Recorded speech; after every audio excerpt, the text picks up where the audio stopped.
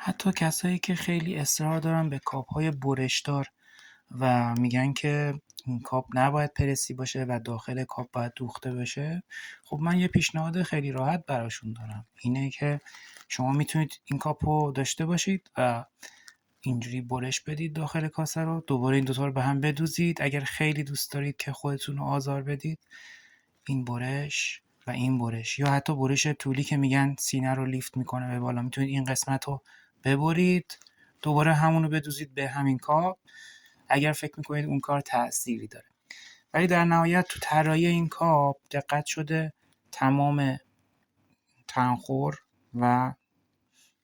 اون نکاتی که برای خانم‌ها مهمه توی سوتین و لباس زیر توی تنخور این کاپ ها اعمال شده و فقط کافیه شما یه دونه از این کاپ رو داشته باشید و فقط برید دیگه برای طرح‌های داخلیش که چه فرمی باشه چه مدلی باشه.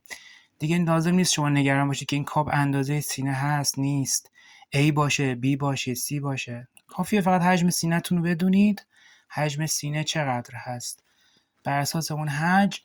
کاپ مورد نظرتون انتخاب کنید و کناراشو طبق اون الگویی که دوست دارید ببرید. حالا یقه‌شو میخواید گرد باشه، هفت باشه، هر طوری که